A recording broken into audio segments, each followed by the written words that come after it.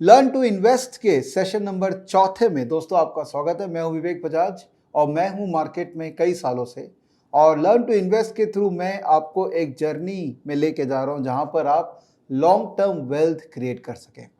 सबसे पहले मैं आपको विश करना चाहता हूं a very happy new year 2022।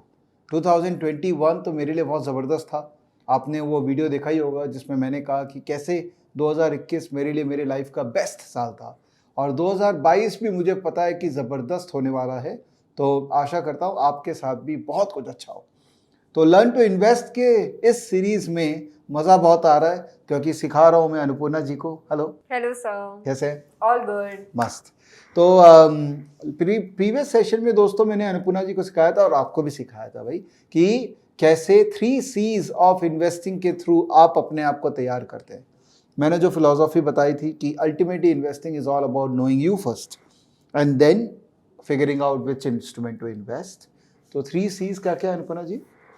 So consistency, compounding and clarity. Absolutely. तो अगर आपने वो एक्सेल डाउनलोड किया होगा और आपने उसमें मार्कअप्स किए होंगे क्या क्या आप करने वाले हैं तो आपके लाइफ में अब क्लैरिटी आ गया होगा। और नया साल है so it's all the more good reasons for us to make that Excel sheet. Right. Try कीजिएगा because it's impactful. It's good habit. For 21 days you need to try it. Then it will become part of your habit anyways. Okay. तो अभी तक हमने आपके बारे में बात की Annapurna, everything about you, but आपने इस देश के बारे में सोचा कभी? Did you ever think about our country? In what sense? In the sense that you have to give back to our country, right? Because अगर कंट्री देश अच्छा करेगा तो हम सब अच्छा करेंगे। Right. In one sense, when you are investing, you are actually giving back to society because you are giving them money. Otherwise, your money will be lying with you, which will not earn any return. And the fact that you are giving your money to someone else, तो economy का जो activity है वो बढ़ती है।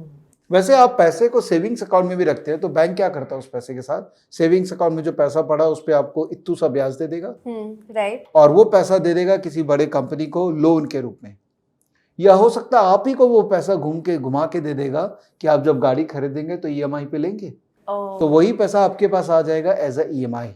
Okay. Right. उस पे वो 9%, 10%, 11% चार्ज करेगा। तो आपको इतू सा दिया बट उसको इतना सा मिल जाता है, which is basically the earning of any bank. Okay. Did you ever think how does a bank make money? Borrowing at a cheaper capital, जिसको कासा बोलते हैं।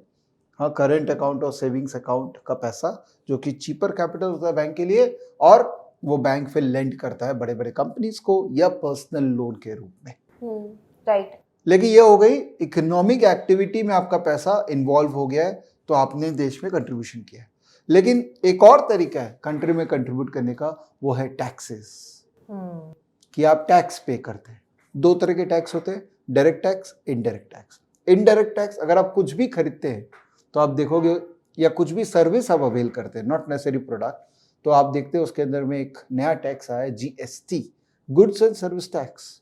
Right. Every component will have a different rate of GST। जैसे खाना खाते हैं तो I think 4% के करीब GST, 5% लगता है GST। ओके। और आप कुछ और खरीदते हैं तो शायद उसमें 18% GST लगता है।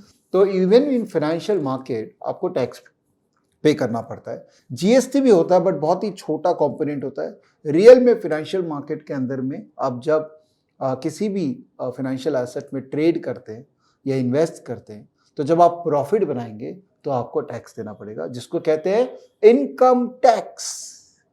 ओके। कमाई किया तो टैक्स तो देना पड़ेगा ना, बिकॉज कमाई आप क्यों कर पाए? क्योंकि आप यहाँ पर रहते हैं और जब आप इंडिया के रिसोर्सेज को यूज करते हैं तो यू हैव टू पे टैक्स। सो आज का ये वीडियो में दोस्तों डिस्कस करेंगे टैक्स, कि पूरे फाइनेंशियल मार्केट में किस एसेट के ऊपर में क्या टैक्स लगता है और आप किस तरह से इस टैक्स का प्रॉपर प्लानिंग कर सकते हैं। ओके। ये अभी बहुत रेलेवेंट है क्योंकि नया साल आ रहा है। हाँ, मार्च एंड आएगा तो जनवरी में आपको पता रहना चाहिए कि आपका टैक्स वगैरह कैसे ट्रीट हुआ। एक वीडियो मैंने रिकॉर्ड किया था मेरे चैनल में, उसका लिंक मैं आपको दे दूंगा यहाँ पे। उसमें मैंने बात की थी कि कैसे एक ट्रेडिंग एक्टिविटी में टैक्स का ट्रीटमेंट होता है। बट आज मैं इस वीडियो में बात करूंगा इन्वेस्टिंग पॉइंट ऑफ व्यू से कितने तरह के टैक्स के प्रोविजंस है, इंपॉर्टेंट, और किस इंस्ट्रूमेंट में कितना टैक्स लगेगा उसका आपको क्लैरिटी मिल जाएगा. It's going to be very interesting video. आपने टैक्स पढ़ाई की है कभी? सर कॉलेज में पढ़ा था मैंने. ओके, तो आपको मोटा मोटी एक आइडिया होगा, Basic. बट कॉलेज तो बहुत दूर की बात हो गई. मैं भी अपने कॉलेज में पढ़ा था.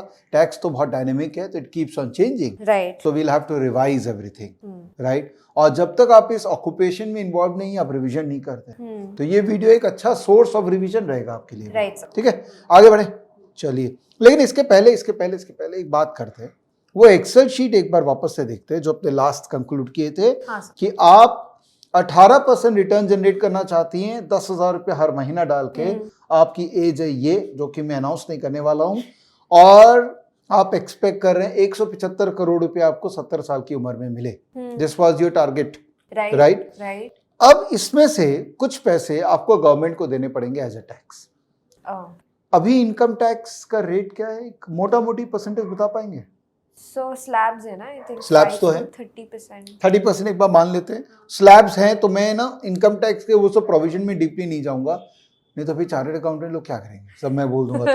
तो मान लेते हैं 30% टैक्स है, तो 30% अगर आप टैक्स हर साल देते हैं, तो उसका कंपाउंडिंग के कारण इम्पैक्ट ऐसा है कि वो 175 करोड़ जो है 143 करोड़ में कन्वर्ट हो गया, which is a sad affair. No, but you have given to our country some money for nation building. You should be proud of it. But tax एक बहुत important component है. धीरे धीरे आपका पैसा को वो कम करता जाता है. इसका कंपाउंडिंग इम्पैक्ट है.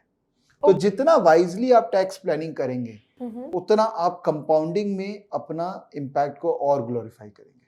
सो एज इन 30% के ऊपर भी कंपाउंडिंग और होता है, मतलब हर साल. पहला साल आप टैक्स पे कर दिए, सपोज 30% आपने किया, तो आपके पास कम पैसे रह गए.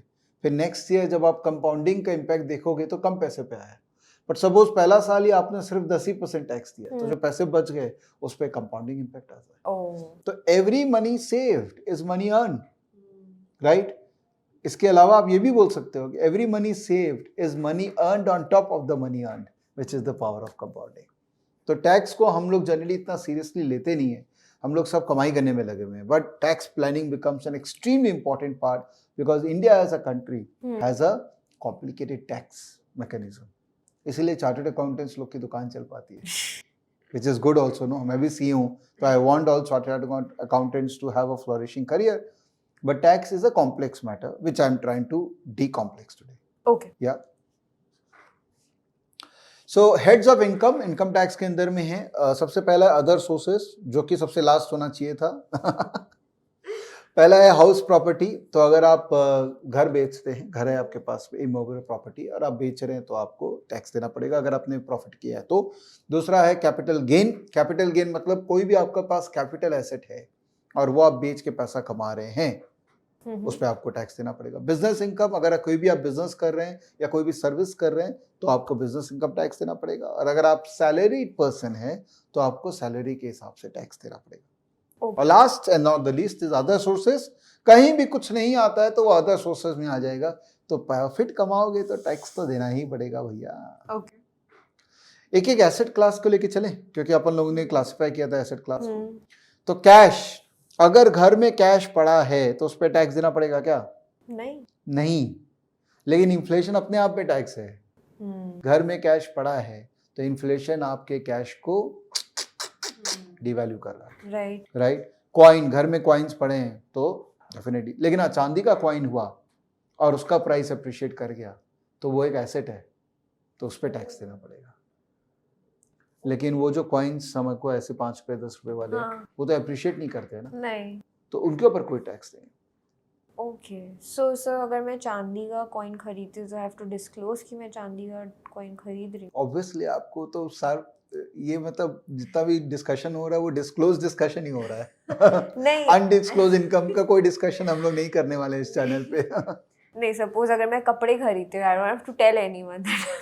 ये बात तो सही है. कपड़ा is a consumption item, right, तो कोई को नहीं बताना होगा आपको. बट चांदी is a asset class, it's not a consumption item. Okay. तो आपको Correct. डिस्क्लोज करना पड़ेगा। अच्छा। डिस्क्लोज क्या करना होगा, जब आप अरे आप 1-2 कॉइन लेके बेचेंगे तो कोई नहीं I पूछेगा know. भाई।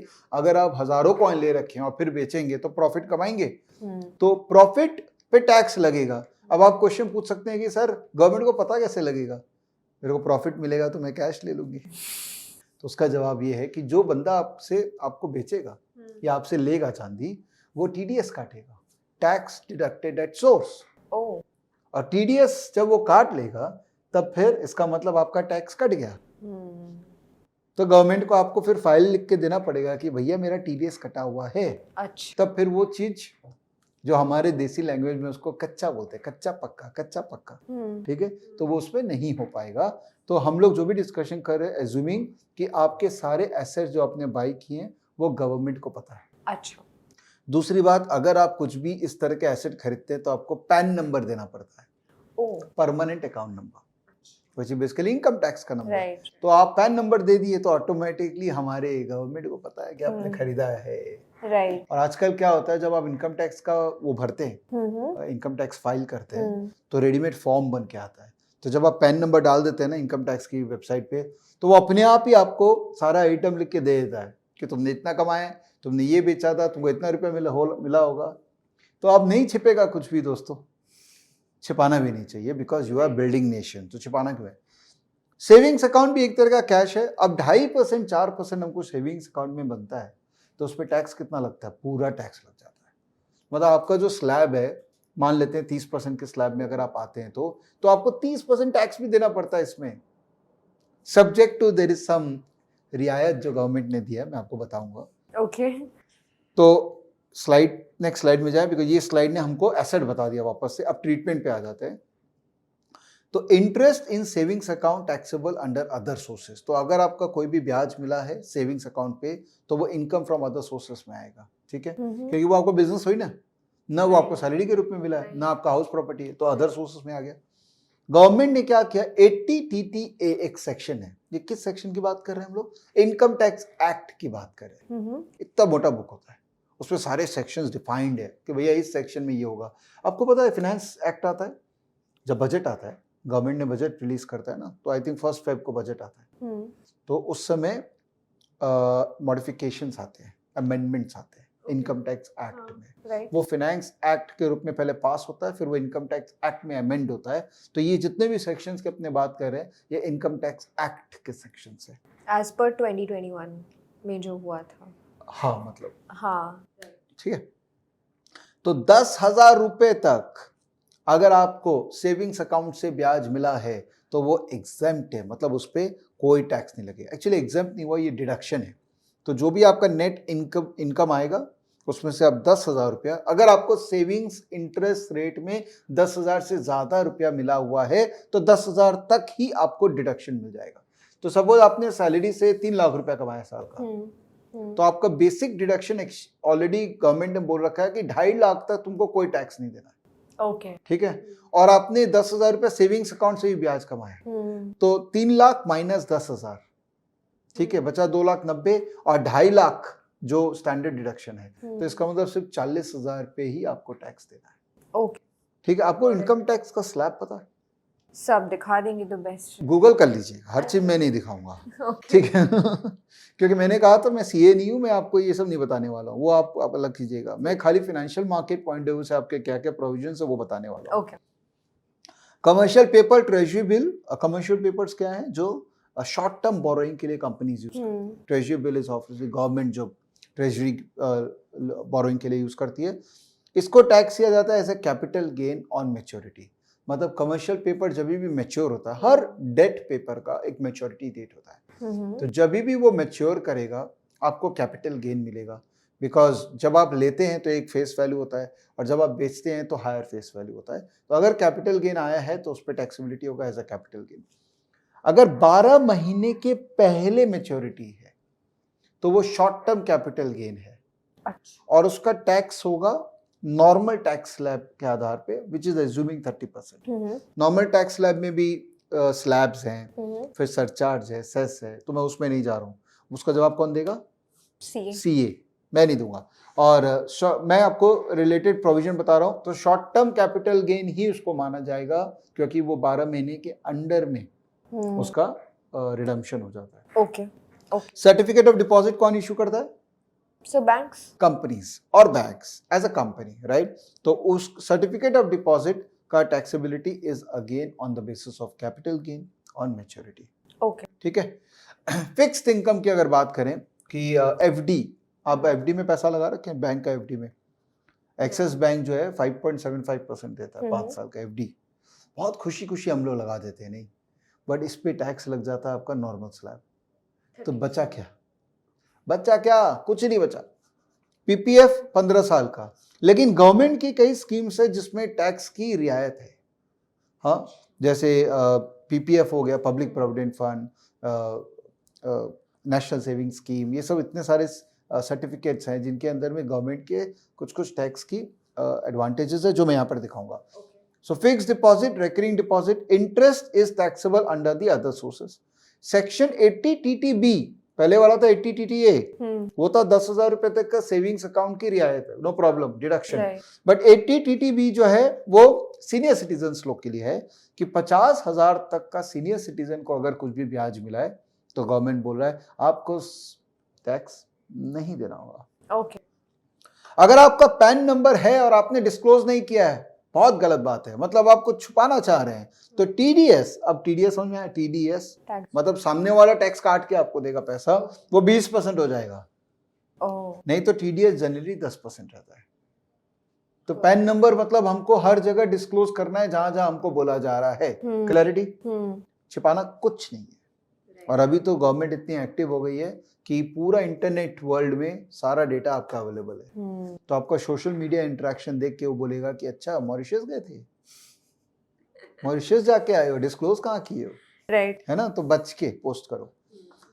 लिस्टेड बॉन्ड्स, जो कंपनीज के बॉन्ड्स लिस्टेड हैं, शॉर्ट टर्म कैपिटल गेन अगर 12 महीने के नीचे, tax will be at the rate of slab rate, right. और अगर वो लॉन्ग टर्म के लिए मतलब 12 महीने के बाद अगर आपने बेचा है और उसमें आपको प्रॉफिट आया, तो आपका long term capital gain tax हो जाएगा 10% विदाउट इंडेक्सेशन। इसका मतलब किसी भी चीज को आप अगर 1 साल के बाद रखते हैं तो आपका टैक्स एक्चुअली में कम हो जाता है। Sir I have a question here, ये क्या क्यूम्युलेटिव करके देखते हैं कि एक एक, मतलब I might have both, right, LTCG, मतलब कुछ कुछ बॉन्ड्स हो सकते हैं जो आपने पहले कर दिया, हाँ, तो उस पे शॉर्ट टर्म लग जाएगा, और जो बॉन्ड आपने 12 महीने के बाद बेचा उस पे लॉन्ग टर्म लग जाएगा। तो ऐसा नहीं है कि इनकम टैक्स का फॉर्म में हर इंस्ट्रूमेंट को अलग अलग ट्रीटमेंट दिया जाएगा, नहीं, लॉन्ग टर्म के जितने भी आपके रहे उसको टोटल करके टैक्स मारो। और सर अगर लॉस हो गया तो?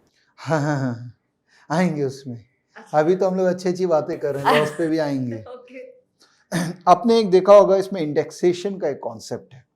इंडेक्सेशन का कॉन्सेप्ट ये होता है कि गवर्नमेंट बोलती है कि देखो ऐसा है कि इन्फ्लेशन बढ़ रहा है, मुझे भी पता है, तो आपने किसी चीज को अगर 20 साल पहले खरीदा था, उसका दाम था से 10 रुपया, और आज आपने 1000 रुपए में उसको बेचा है, तो आपके 990 रुपए का प्रॉफिट हो गया, और उस पर आपको टैक्स देना होगा। आपको जोर आएगा नहीं, अरे यार सर 990 रुपए पे टैक्स बहुत ज्यादा। गवर्नमेंट बोलता है कि ऐसा करो, हम तुमको इंडेक्सेशन बेनिफिट भी दे देगा, ठीक है। इसका मतलब वो 10 रुपया तुमने 10 साल पहले लगाया था, तो उसको हर साल तुम इन्फ्लेशन एडजस्ट करते रहो, और आज का रेट में तुम्हारा उसका क्या कॉस्ट आ रहा है, तुम उसको कॉस्ट प्राइस पकड़ लो। तो सपोज आज का डेट में इंडेक्सेशन बेनिफिट का कॉस्ट आ रहा है 200 रुपए, और तुमने बेचा 1000 में, तो 800 रुपए ही प्रॉफिट हुए। 800 रुपए पे फिर तुमको टैक्स देना पड़ेगा 10%। ओके, नहीं 10% नहीं, 20%। ऐसे ही गवर्नमेंट छोड़ देगा क्या? गवर्नमेंट बोला भैया तुम अगर इंडेक्सेशन बेनिफिट लोगे तो टैक्स रेट बढ़ जाएगा।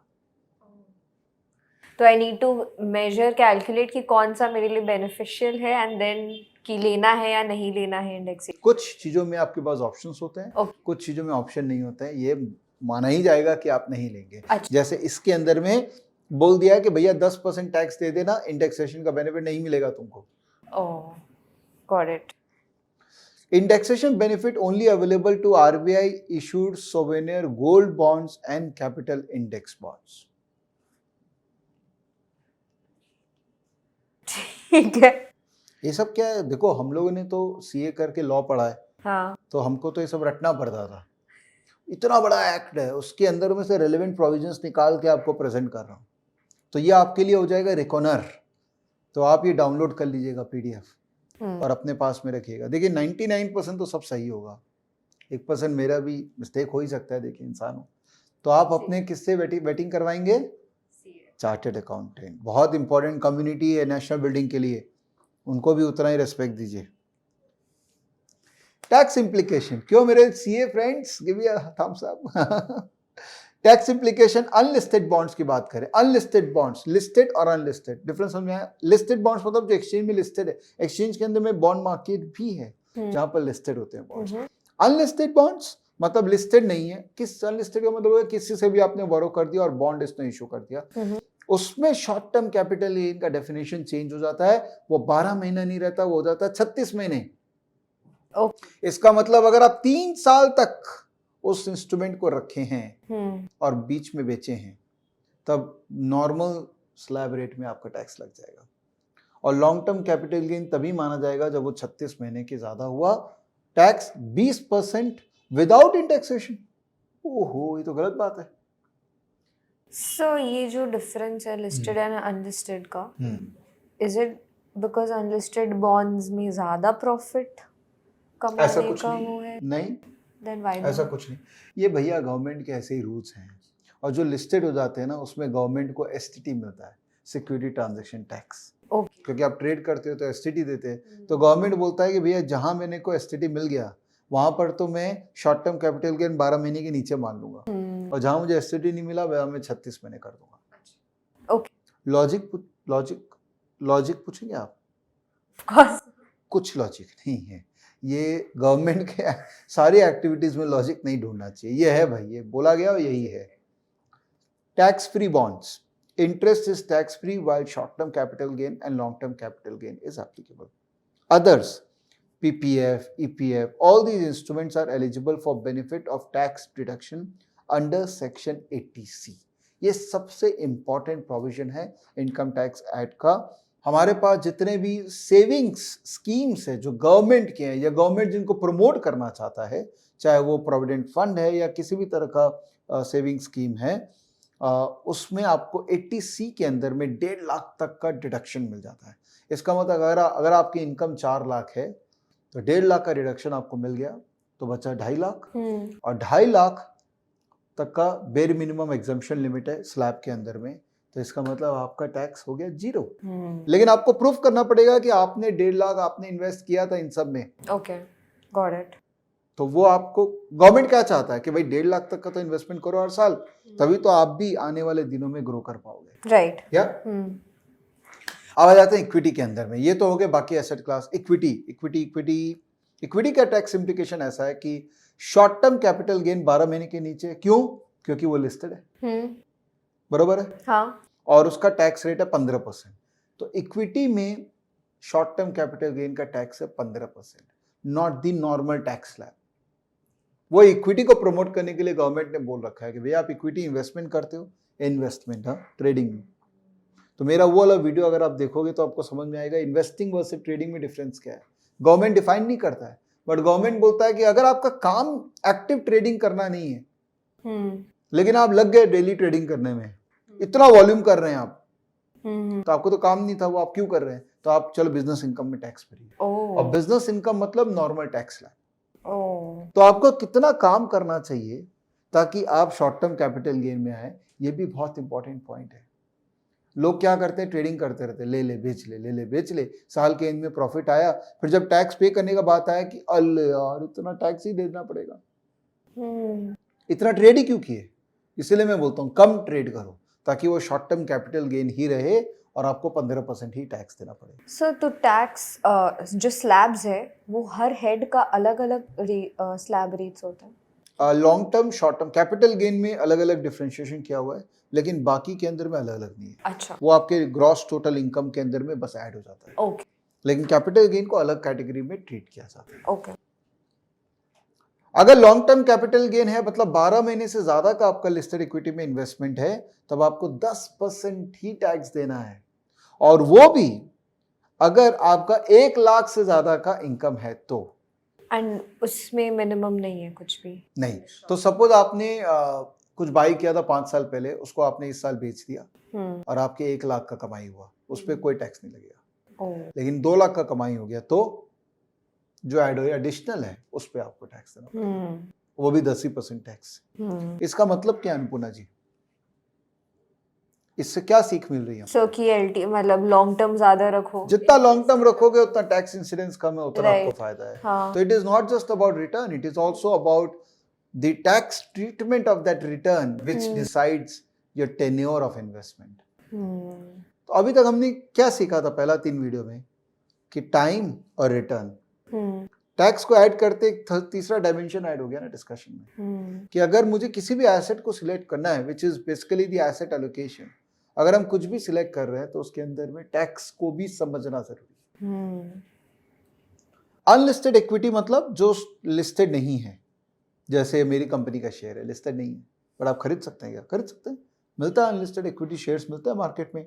उसमें आपको short term capital gain decide करने के लिए 24 महीना होगा, और इसमें लेकिन आपको short term capital gain slab rate पे ही होगा, और LTCG 24 महीने के ऊपर होगा और उसमें आपको टैक्स देना पड़ेगा 20% विथ इंडेक्सेशन बेनिफिट। ओके। इसका मतलब 10 साल पहले, 5 साल पहले, 4 साल पहले खरीदा होगा तो इन्फ्लेशन के हिसाब से आप इंडेक्सेशन। अब आप पूछेंगे सर इन्फ्लेशन कौन डिसाइड करता है? तो government income tax department comes out with index, every year का एक इंडेक्स होता है। तो सिंपल यूनिटरी मेथड है, year of buying divided by index rate that time multiplied by index rate of this year when you have sold, उससे आपको adjusted cost of the instrument पता लग गया। Revenue minus adjusted cost will give you the income from that particular instrument. Okay.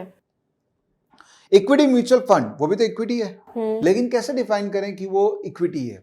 तो government ने बोल दिया अगर किसी भी म्यूचुअल फंड में 65% से ज्यादा इन्वेस्टमेंट इक्विटी में है तो वो इक्विटी म्यूचुअल फंड कहलाया जाएगा। उसमें टैक्स इज हायर, वही है ऊपर वाला, अच्छा, लिस्टेड इक्विटी वाला ही है। Okay. Short term capital gain माना जाएगा 12 महीने के नीचे, tax is 15%। Long term capital gain माना जाएगा 12 महीने के ऊपर, tax is 10%, exempted up to 1 lakh. Are we okay? How is it going? Is it boring? No sir, not at all. It's quite new. It's a very new concept for you, which we may not have observed or paid attention to. Every time we think that our father will do it, our CA will do So I it. was just about to say I never had to file my own because That's what I'm saying, guys, especially youngsters. Do not just leave things to your father or to your CA or whatever. अपने हाथ में लो भैया, जितना अपने हाथ में लोगे उतना बेटर प्लानिंग कर पाओगे। ओके, अब जब ये लॉन्ग टर्म कैपिटल गेन आया था, ये एक्चुअली इंट्रोड्यूस हुआ था 2018 का बजट में। पहले जीरो था ये, तो जीरो टैक्स पे करना पड़ता था, बट गवर्नमेंट के लोग इसका नाजायज फायदा उठाए तो इन्हें इंट्रोड्यूस कर दिया। उस कॉन्सेप्ट में ये आया कि आपका जो भी कॉस्टिंग हो हमको मतलब नहीं है। 31 जनवरी 2018 को, which was the previous day of the budget day, 1 फरवरी को बजट होता है, उस दिन उस स्टॉक ने जो भी हाई प्राइस किया था वो तुम्हारा कॉस्ट माना जाएगा। अच्छा। तो अगर आपका सपोज उस प्राइस से नीचे चल रहा है और आपने बेचा है तब आपकी लॉस है, और उस प्राइस के ऊपर चल रहा है और आपने बेचा है तो आपका प्रॉफिट है। Okay, got it. तो वो आपका कॉस्ट प्राइस मान लिया जाएगा। ठीक है। डेट म्यूचुअल फंड, अगर म्यूचुअल फंड 65% से ज्यादा डेट इंस्ट्रूमेंट में पैसा लगाते हैं तो वो डेट म्यूचुअल फंड कहलाया जाता है। Short term capital gain purpose के लिए 36 महीना बेस माना जाएगा, tax will be slab rate. Long term capital gain के लिए भी 36 महीना ही बेस माना जाएगा and tax rate will be 20% with indexation. अब आपको ये बज़वर्ड समझ में आ गया ना, STCG, LTCG, इंडेक्सेशन कॉमनली जो यूज करते हैं। तो कल आपके घर पे कभी चर्चा हो टैक्स को लेके तो आप भी पार्टिसिपेट करिएगा उसमें। मुझे भी आता है टैक्स रेट, आप क्या समझते हो? राइट। इंटरनेशनल म्यूचुअल फंड, कई ऐसे म्यूचुअल फंड्स हैं जो आपको इंटरनेशनल मार्केट में इन्वेस्ट करने के लिए भी मौका देते हैं, तो उनको डेट म्यूचुअल फंड की तरह ही ट्रीटमेंट मिलेगा, मतलब ये उसके ऊपर वाला। अच्छा। और फॉरेन इक्विटी शेयर्स, कई ऐसे फंड्स हैं जो फॉरेन इक्विटी में इन्वेस्ट करते हैं, उनका ट्रीटमेंट अनलिस्टेड इक्विटी शेयर की तरह होगा, which is the 15% on this one. ठीक है। राइट। एक्सचेंज ट्रेडेड फंड, ये म्यूचुअल फंड का एक बहुत इंपॉर्टेंट है और मैंने डिस्कस भी किया था आपके साथ फर्स्ट वीडियो में। ETF is basically is a passive investment, कि आपने एक ETF में इन्वेस्ट कर दिया, मतलब आप उसके कॉरस्पॉन्डेंट इंडेक्स के अंदर में इक्वली एक्सपोज हो गए हैं। जैसे निफ्टी ETF, मतलब निफ्टी के सारे स्टॉक्स में आप एक्सपोजर ले रहे हैं। Okay. तो 4 तरह के ETFs हैं, index funds, sectoral funds, international funds, gold ETFs। Index funds and sectoral funds are tax like equity investment. क्यों? So आपने ही बोला कोई लॉजिक नहीं लॉजिक है, सोचो ना एक बार। इंडेक्स फंड्स और सेक्टोरल इंडेक्स इक्विटी फंड की तरह, इक्विटी की तरह क्यों होगा टैक्स? क्योंकि 65% से ज्यादा इक्विटी में है। राइट। और इंटरनेशनल फंड और gold ETFs are tax like debt funds. क्यों? सर क्योंकि उसमें नहीं है आपका, it's treated as debt funds. No, कोई लॉजिक नहीं है, बोल दिया तो बोल दिया। इसके ऊपर वाले में फिर भी लॉजिक में ढूंढ पाया। चलिए अब बात करते हैं रियल एस्टेट। तो रियल एस्टेट के अंदर में या तो हम अपना घर पे इन्वेस्ट करते हैं, या रीट, REIT या इन्वेट, ये सब जो इंस्ट्रूमेंट्स है फाइनेंशियल इंस्ट्रूमेंट्स उनमें करते हैं, या लैंड लेते हैं, या कमर्शियल एसेट्स लेते हैं। तो इसका टैक्स ट्रीटमेंट देखते हैं कैसे होता है। तो लैंड, अगर आपके पास में कोई लैंड है या घर है, तो अगर 24 महीने के नीचे रख के आपने बेचा है, तब तो short term capital gain which is at a slab rate. और 24 महीने के बाद आपने बेचा है तो आपको 20% टैक्स देना पड़ेगा विद इंडेक्सेशन। अब ये तो आप रट ही लिए होंगे, तो समझ में आ गया होगा आपको कहानी। खाली इक्विटी और बाकी सब में डिफरेंस क्या है? इक्विटी में 10% है LTCG, बाकी सब में 20% है विद इंडेक्सेशन। एक गवर्नमेंट ना हमारी बहुत प्यारी है, बहुत रीजनेबल है। गवर्नमेंट बोलती है कि देखो तुम्हारे पास घर था और तुमने उसको बेच दिया, अब वही पैसे को तुम अगर कुछ एलिजिबल बॉन्ड में इन्वेस्ट करती हो या एक और घर लेती हो, तो हम तुमको वो कमाई को एग्जेम्प्ट कर देगा। तो सेक्शन 54 EC बोलता है कि 50 lakh exemption up to 50 lakh on sale of immovable property by reinvesting in 4 eligible bonds for the period of 5 years within 6 months of the sale of the property. Reasonable है हमारी government, इतनी तो बुरी नहीं, reasonable. Bonds क्या क्या बोलती है? नेशनल हाईवे का बॉन्ड में डाल दो, रूरल इलेक्ट्रिफिकेशन में डाल दो, PFC में डाल दो, या IRFC में डाल दो। इनका कोई बॉन्ड्स में अगर आप डाल दो जिसमें आई थिंक 8-9% ब्याज मिलता है, तो घर बेच के अगर मैं बॉन्ड में डाल रहा हूँ तो मेरा कमाई पे टैक्स नहीं लगे, अप टू 50 लाख नहीं लगेगा, उसके ऊपर लग जाएगा। अच्छा। इनफैक्ट घर लेके अगर मैं दूसरा घर खरीद रहा हूँ तो उस पर जो इनकम होता है उस पर भी टैक्स नहीं लगती। वो यहाँ लिखा नहीं है मैंने, बट वो मेरा पढ़ा हुआ है जब मैं CA तो कर रहा बट एक क्वेश्चन है इसमें कि ये जो टाइम फ्रेम इन्होंने दिया है, तो suppose I sold on March 1st week, हाँ ठीक है, ठीक है, एंड फाइल तो मुझे 31st March तक करना होगा, ठीक है, but I am buying it after 6 months, कोई बात नहीं। तो सो हाउ? जब आप कोई भी चीज बेचते हैं तो उस साल जो आपकी इनकम जनरेट होती है, उस साल को माना जाता है as the year of transaction. अच्छा, आपने जब खरीदा था वो तो पुरानी बात हो गई, राइट। तो टैक्स कब आता है? जब आप कुछ बेचते हैं। हाँ, अगर इनकम ही नहीं किया तो टैक्स का आएगा। तो नेक्स्ट है जब आप बेचेंगे, नहीं सर मैंने बेच दिया, वो आपने इस साल बेच ही दिया, फर्स्ट वीक ऑफ मार्च, हाँ, एंड देन 31st को तो मुझे फाइल करना है, देन विद इन 6 months, तो फिर वो तो आपके पास 6 महीने का टाइम है। तो क्वेश्चन बहुत अच्छा है आपका, इसका जवाब मेरे पास नहीं है, खुद जवाब मेरे पास भी नहीं होता है, but I am believing that कोई ना कोई कमेंट में होगा जो इसका सही जवाब देगा। दोस्तों ये क्वेश्चन आपके लिए बहुत अच्छा क्वेश्चन है। फरवरी में इन्होंने बेच दिया, ठीक है, एक ही महीना बचा है, और ये अगर बॉन्ड में इन्वेस्ट नहीं की और नेक्स्ट ईयर इन्वेस्ट की तो क्या होगा, ये आप बताइएगा कमेंट में, कोई ना कोई जवाब दे देगा। इसीलिए मैं बोला प्रॉपर CA के पास जाना जरूरी है। हम लोग शेयर बाजार वाले थोड़े अलग तरह के CEO हो गए। Right sir. आपको समझना पड़ेगा, मैंने CA की थी 2001 में, बड़ी मुश्किल से रिवाइज करके वापस से स्लाइड बनाया हुआ आपके लिए। हाँ, थोड़ा बेनिफिट और डाउट दीजिए। As you know that I am not an expert, I am a learner. Right sir. Property buyer pays TDS at the rate 1% if property value is greater than 50 lakh.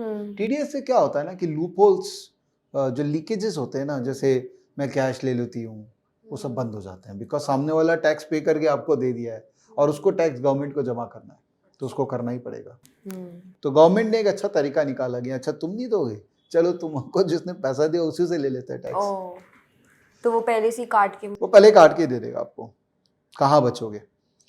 Listed रीट्स और InvITs जो कि एक special purpose vehicles होते हैं, जितना मुझे समझ में आया, इसमें मेरे को थोड़ा कंफ्यूजन अभी भी है, बट जितना मुझे समझ में आया है कि लॉन्ग टर्म कैपिटल गेन अगर 36 महीने के पहले हुआ तो long term short term capital gain हो गया।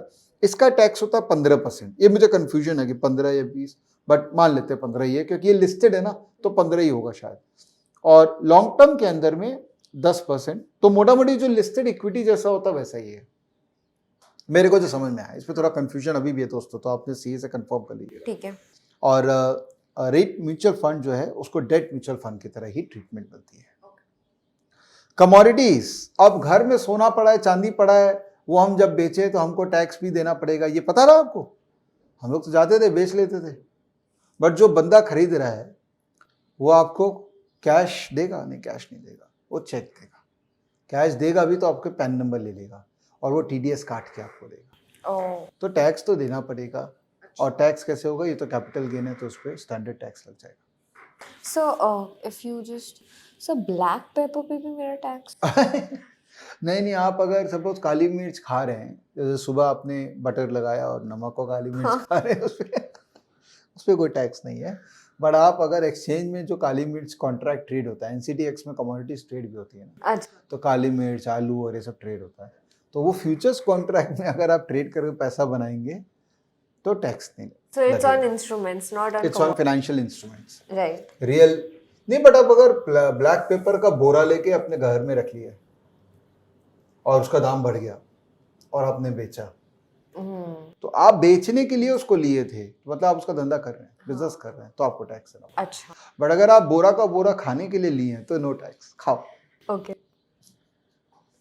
फिजिकल गोल्ड या डिजिटल गोल्ड या गोल्ड ईटीएफ या गोल्ड एमएफ, किसी भी तरह का गोल्ड अगर आप प्रॉफिट कर रहे हैं तो short term capital gain, let's repeat, short term capital gain less than 36 month and tax slab, long term capital gain greater than 36 month and tax at the rate of 20% with indexation, copy paste। ठीक है। सोविनियर gold bond, मतलब government जो gold bonds issue करती है, एक concept होता है सोविनियर gold bond, basically gold backed bonds होते हैं वो, उसमें 2-2.5% का इंटरेस्ट मिलता है, tax free at maturity. Pre maturity same rules as above applies, मतलब अगर प्री मेच्योरिटी आप उसको रिडीम करते हैं तो सेम रहेगा और इंडेक्सेशन बेनिफिट भी आपको अवेलेबल होगा। कमोडिटी ट्रेडिंग, मतलब आप फ्यूचर्स कॉन्ट्रैक्ट्स में अगर ट्रेड करें एक्सचेंज में, तब फिर आपके लिए वो बिजनेस इनकम है। ओके। देखिए ऐसा है कि जब आप फ्यूचर्स मार्केट में ट्रेड करते हैं तो गवर्नमेंट बोलता है कि तुम्हारा काम है क्या फ्यूचर्स मार्केट में ट्रेड करना?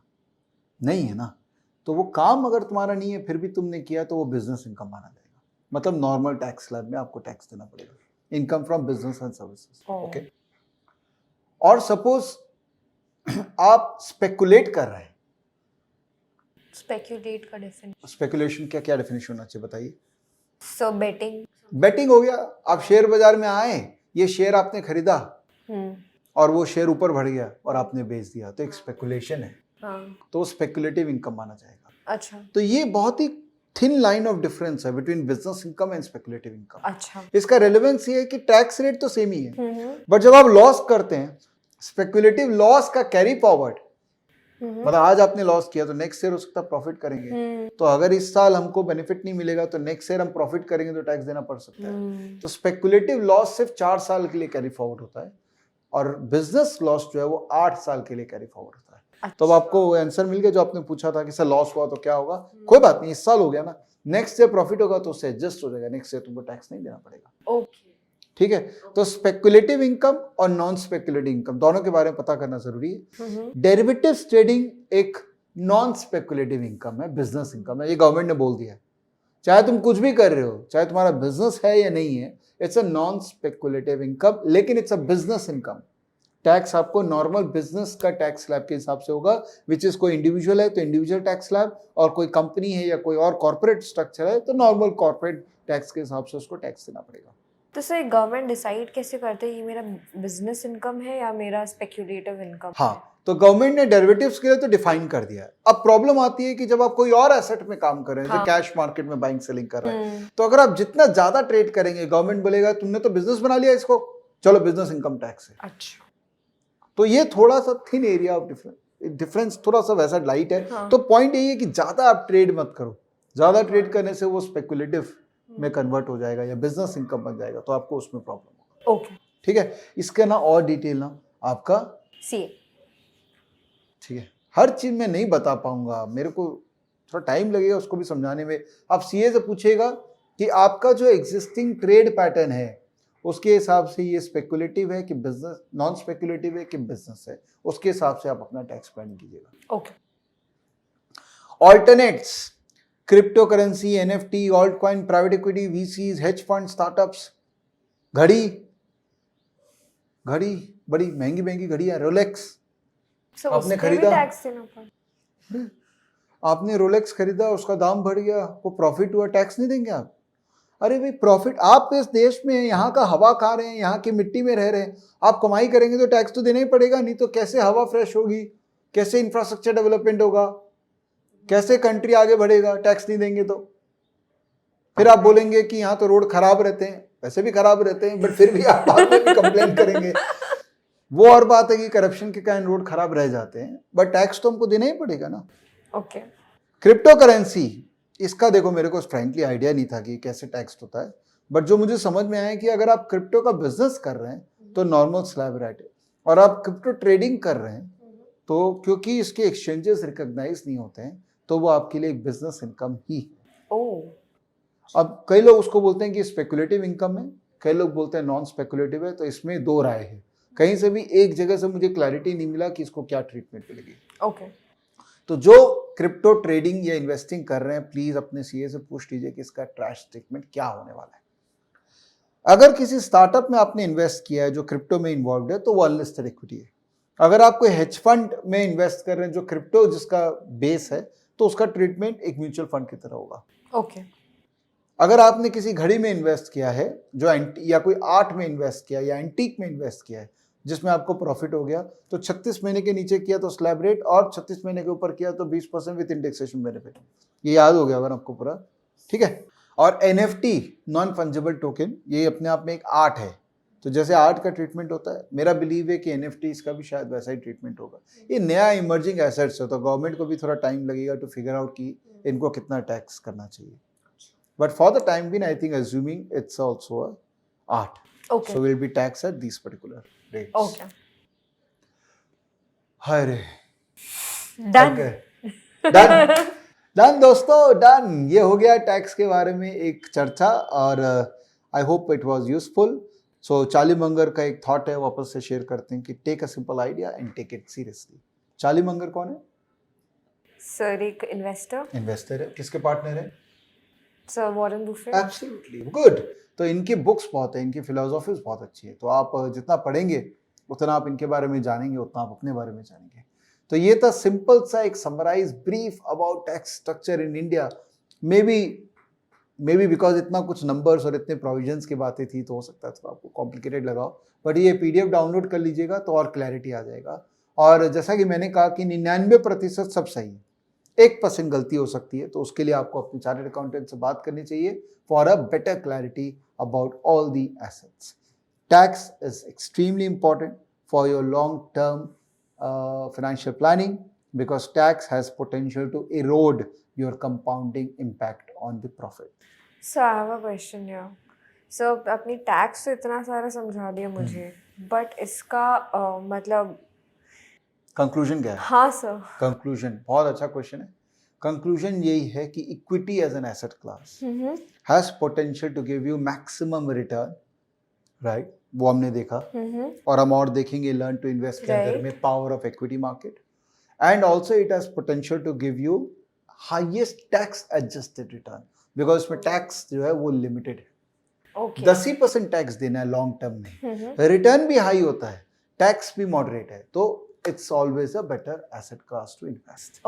ये पूरा डिस्कशन का सवाल यही है कि इक्विटी में इन्वेस्ट करो, कैसे इन्वेस्ट करो, क्या क्या तरीका होना चाहिए, कैसे करना है, वो सब आने वाले सेशंस में, नेक्स्ट सेशन से हम शुरू करने वाले हैं इक्विटी इन्वेस्टमेंट की जर्नी। तो आई होप नेक्स्ट सेशन के लिए आ जाइएगा रिकॉर्डिंग। Done sir. ठीक है, थैंक यू दोस्तों, bye bye. Keep liking the work and share कीजिएगा अपने दोस्तों के साथ में। बहुत ही सिंपल वे में समझाने की कोशिश कर रहा हूँ, और चैनल के साथ जुड़े नहीं है तो जुड़ जाइएगा, और हैप्पी 2022। Bye bye.